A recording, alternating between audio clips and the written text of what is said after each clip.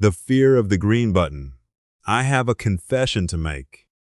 In 2019, I opened a Vanguard account. I transferred $5,000 into it from my savings. I picked a target date index fund, the kind every financial advisor will tell you is perfectly reasonable for someone my age. Low fees, diversified, boring in all the right ways. And then I stared at the screen. The buy button was green, just sitting there, waiting for me to click it. I didn't click it. I closed the browser, told myself I'd do it tomorrow. Tomorrow, I'd feel more confident. Tomorrow, the market would be in a better place. Tomorrow, I'd do more research. Tomorrow, I'd be ready. Tomorrow turned into next week. Next week turned into next month. Next month turned into 4 months of $5,000, sitting in a money market account, earning essentially nothing while I waited for the right moment. The right moment, the most expensive phrase in investing. Because while I was waiting for it, the S&P 500 went up 11%. That's $550 I lost, not because I made a bad investment, because I made no investment. I was so afraid of losing money that I guaranteed I'd lose money, just slowly, invisibly, to inflation and missed opportunity rather than to a market drop. And the worst part? When I finally did click the button, 4 months late, $550 poorer in opportunity cost, nothing happened. No alarm went off, no stomach drop, no catastrophe, just a confirmation screen and a quiet sense of, that's it? All that fear, all that waiting, all those nights reading articles and watching videos and calculating scenarios. For a click that took less than a second and felt like absolutely nothing. I tell you this because I know I'm not alone, and I know that right now, watching this, there are people who have money sitting in a savings account, earning 0.5%, who know, intellectually, logically, mathematically, that they should be investing it, and they can't make themselves do it. Not because they're lazy, not because they don't understand the math, but because something deeper is happening. Something that has nothing to do with finance and everything to do with fear, and nobody talks about it. Every financial channel will tell you what to invest in. Almost nobody talks about why you can't bring yourself to start. Let me tell you about my cousin Andre. Andre is 37, smart guy, electrical engineer, makes $98,000. Lives modestly, learned that from his dad, who was a machinist. No crazy spending habits, no lifestyle inflation problem, no hidden credit card debt. Andre has $73,000 in a savings account. $73,000 in a savings account, earning 0.5% interest, which after inflation means he's actually losing about 5% to 3% of its purchasing power every year. That means Andre's safe savings account has quietly eaten roughly $5,000 to $7,000 of his money's real value over the past 3 years. Not dramatically, not in a way that shows up as a smaller number, just in the silent erosion of what that money can actually buy. He's being robbed in slow motion by safety. I've had the conversation with Andre multiple times. I've shown him the math, the same math I'm going to show you in a few minutes. I've explained index funds. I've walked him through the historical returns. I've addressed every objection. And every time, he nods. He agrees. He says, "You're right. I need to do that." And then he doesn't. For 3 years, the money sits, the inflation eats, and Andre keeps meaning to start tomorrow. After the last conversation, about 6 months ago, I stopped trying to convince him with numbers. Instead, I asked him something different. I said, "Andre, forget the math for a second. What are you actually afraid of?" He went quiet for a long time. And when he spoke, what came out wasn't about market crashes or fees or picking the wrong fund. What came out was something I didn't expect and have thought about almost every day since. He said, "I'm afraid I'll put it in and something will happen and I'll need it. and it won't be there. Not, I'm afraid I'll lose money in the market. I'm afraid it won't be there when I need it. That distinction matters enormously because the first fear is financial. You can address it with data, with historical returns, with diversification strategies. The second fear is existential. It's not about the market. It's about survival. It's about the primal terror of reaching for something you need and finding it gone. Andre grew up watching his parents stress about money. Not poverty, just the constant low-grade anxiety of a family where the margins were thin and surprises were threats. He remembers his dad checking the bank balance before grocery shopping. He remembers the feeling in the house when an unexpected bill arrived. He remembers the specific silence at the dinner table. That meant money was tight. Those memories aren't financial data. They're emotional architecture. They built the room he lives in when he thinks about money. And that room has one rule written on every wall. Keep the money where you can see it. Keep it close. Keep it liquid. Keep it safe. Investing, even in the safest, most diversified, most historically proven vehicle, means sending money somewhere he can't touch it every day. Somewhere that fluctuates. Somewhere that might be less tomorrow than it is today. And his brain, which was trained in a household where financial visibility meant survival, interprets that as danger, not stupidity, not ignorance. Survival instinct firing in the wrong context. Andre is not irrational. Andre is operating from a perfectly rational emotional framework built by a childhood that taught him one lesson above all others. The only safe money is money you can hold. The problem is that the lesson was right for his parents' situation and catastrophically wrong for his. His parents had thin margins.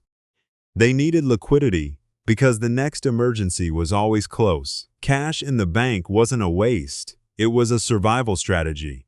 And it worked. It got them through. But Andre doesn't have thin margins. Andre has $73,000 in savings and no debt and a stable job. His emergency fund could cover 6 months of expenses 3 times over. The money above that, $40, $50,000, maybe more, isn't serving a survival function. It's serving an emotional one. It's sitting there, not because he needs it liquid, but because seeing it there makes the room feel safe, and that feeling of safety is costing him a fortune. Let me show you the math. Not to be cruel, but because I think Andre, and everyone like Andre, deserves to see the real cost of the green button they didn't click. $50,000. Invested in a broad market index fund, left alone for 20 years at the historical average return of roughly 10% annually. That $50,000 becomes approximately $336,000. Left in a savings account at 0.5% for the same 20 years, $55,000, roughly. The difference is $281,000. That's the price of the fear, not the fear of a bad investment.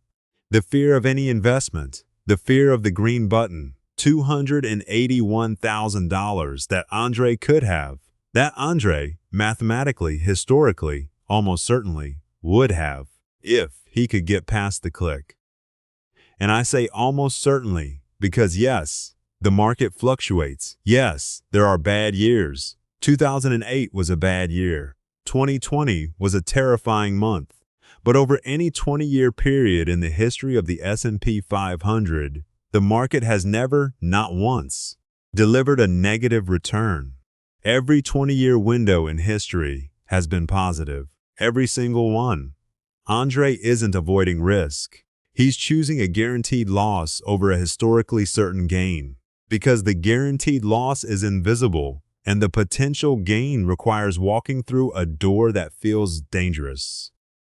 Now, I want to talk about the other fear, because Andre isn't the only type. There's another person I know whose paralysis looks different, but comes from the same place. My friend Nina, 34, works in HR. makes about $72,000. She's actually opened a brokerage account. She's actually transferred money into it. She's actually selected a fund. She hasn't bought it. Not because she's afraid of losing money, because she's afraid of buying at the wrong time. What if the market drops right after I invest? What if there's a crash coming? What if I wait 6 months and get a better price? She's been asking these questions for 2 years. In those 2 years, the market is up over 30%. Nina's fear has a name. It's called timing anxiety, the belief that there's a right moment to invest and that entering at the wrong moment will be catastrophic. And it feels rational. It feels like caution. It feels like the smart, careful, responsible thing to do. Wait for the right entry point. Study the market. Watch the indicators. Be strategic. Except the data says timing doesn't work. Not for professionals, and definitely not for regular people checking their phones at lunch. A famous study by Charles Schwab looked at 5 hypothetical investors over a 20-year period. One had perfect timing, invested at the absolute lowest point every single year. One had the worst timing, invested at the absolute highest point every year. One just invested immediately. $1 cost, averaged, and one never invested at all, kept everything in cash. Perfect timing beat everyone, obviously. But here's what destroyed the timing argument. The person who invested immediately, no strategy, no waiting, just put money in the moment they had it, came in second, barely behind perfect timing. The person with the worst timing imaginable bought at the absolute peak every single year for 20 years, still ended up with dramatically more than the person who kept everything in cash. Read that again. The worst timer in the world, someone who bought at every single peak, still crushed the person who was too afraid to invest at all. Because time in the market beats timing the market. Every study shows this. Every data set confirms it. The math is overwhelming and unambiguous. And yet Nina waits, because the fear doesn't respond to math. It responds to the image in her head, the image of buying today and watching the number go red tomorrow. That image is vivid and emotional, and it overrides every chart and statistic and historical average she's ever seen. Here's the thing about Nina's fear and Andre's fear that I think connects them, and connects them to almost everyone who's sitting on cash they know they should invest. Both fears are about the same thing: control. When your money is in a savings account, you control it. You can see it, you can touch it, you can move it. It does what you tell it. It doesn't fluctuate. It doesn't surprise you. It sits there, obedient and visible, exactly where you left it. When your money is invested, you give up that control. The number moves. It goes up, it goes down, it responds to forces you don't understand and can't influence. It has a life of its own, and that loss of control, for people whose relationship with money was forged in environments where control meant survival, is unbearable. Andre keeps his money in savings because he needs to see it. Nina keeps her money uninvested because she needs to control when it enters the market. Both of them are paying enormous sums, not to fees, not to bad investments, but to the feeling of control. And that feeling costs more than almost any financial mistake they could make. So what do? How do you get past the green button when every instinct is telling you not to click it? I'll tell you what worked for me. It might not work for everyone, but it worked for me. And it's worked for Andre, who finally invested about 2 months ago. Step 1. Separate your survival money from your growth money. Physically. Different accounts. Different institutions if possible. Your emergency fund, 3 to 6 months of expenses, stays in savings. That's your see it, touch it, control it money. It doesn't get invested. It doesn't go anywhere. It sits there being visible and safe, and everything your childhood brain needs it to be. Everything above that line is growth money. And growth money has a different job. Growth money's job isn't to sit there making you feel safe. Growth money's job is to go to work, to compound, to turn into more money over time. When I explained it to Andre this way, your emergency fund is your parent's strategy, and it stays exactly where it is. But the money above that needs a different strategy because you're not in your parent's situation anymore. Something shifted in his face. Like the two instructions that had been fighting in his head for years, finally found a way to coexist. Keep the safety and invest the surplus. Both things can be true. You don't have to choose between feeling safe and building wealth. You do both. Different money, different jobs. Step 2. Make the first investment small enough to be emotionally manageable. Andre didn't invest $50,000 on day one. He invested $1, just $1,000. An amount that, if it disappeared entirely, which it won't, but the fear doesn't care about won't, he'd survive. And he watched it. For 2 weeks, he probably checked it 15 times a day. He saw it go up $22. He saw it go down $37. He saw it recover. He saw it fluctuate, and nothing happened. The fluctuation didn't destroy him. The loss of control didn't kill him. The green button didn't trigger the catastrophe his body had been warning him about for 3 years. After 2 weeks, he invested another $5,000. After a month, another $10,000. Gradually, at his pace. Each investment a little bigger. Each one a little less terrifying. Because the previous one had proven that the fear was louder than the reality. He told me, and this is the part I want you to hear, he told me that the hardest part wasn't the first $1,000. The hardest part was the years of not investing the $1,000. The years of carrying the fear.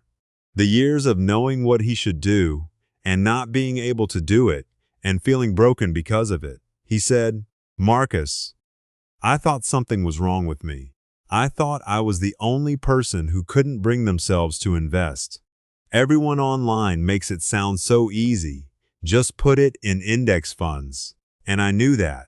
I'd known that for years. But knowing and doing aren't the same thing. And nobody told me that was okay. Nobody told me that was okay. I want to talk directly to the person watching this, who is Andre. You have money sitting somewhere. Savings account, checking account, maybe even cash, maybe literally under a mattress, and you know it should be invested. You've known for months, maybe years. You've read the books or watched the videos or listened to the podcasts. You understand compound interest. You know about index funds. You could explain the math to someone else, and you still haven't done it. And you feel something about that. Guilt or shame or frustration with yourself, or the quiet suspicion that you're fundamentally not the kind of person who does this.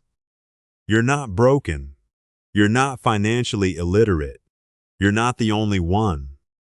You're a person carrying a relationship with money that was built before you had any say in how it was built.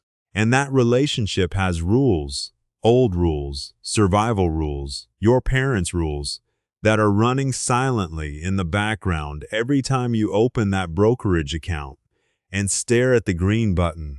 The rules aren't wrong. They were right for someone, somewhere, at some time. They just aren't right for you, here, now, with the resources you have. And the only way to update them isn't to read another book. It's to click the button, start small, feel the fear, watch the number fluctuate, survive the fluctuation, and learn, not intellectually, but in your body, in your nervous system, that the thing you were afraid of doesn't kill you. Andre's $1,000 is now about $1,080. It's been 2 months. That's nothing life-changing. That's not the point. The point is that the green button has been clicked. The spell has been broken. The money is working. And Andre is sleeping the same as he always did. Maybe a little better, actually, because the guilt of knowing and not doing is gone. Here's where I want to end. There are two types of financial loss, and we only ever talk about one of them. The first type is visible loss. You invest, the market drops, you see red numbers. It's painful. It's scary. It's the loss that every fear is built around. The second type is invisible loss. You don't invest. The money sits in savings. Inflation eats 3% a year. Opportunity cost erases 7 to 10% a year. Over a decade, over 2 decades, over a career, the invisible loss is almost always larger than any visible loss you could have experienced in the market. But invisible loss doesn't feel like loss. It feels like safety. It feels like caution. It feels like wisdom. And that's what makes it so devastating, because you're losing and it feels like you're winning. Andre lost roughly $7,000 in real purchasing power over 3 years of safe savings.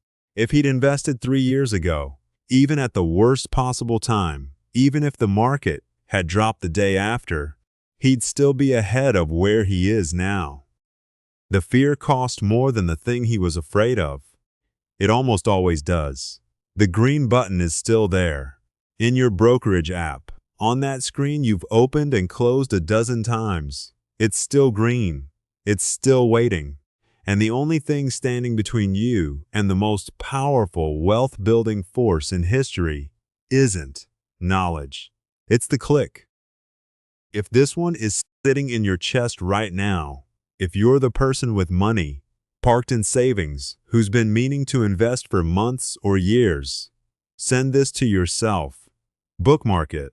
And the next time you open that app and stare at the button, remember Andre. He was afraid for 3 years. The click took 1 second, and the thing he feared never happened. Your fear is real, but the cost of the fear is realer. Next one's coming. We're not done yet.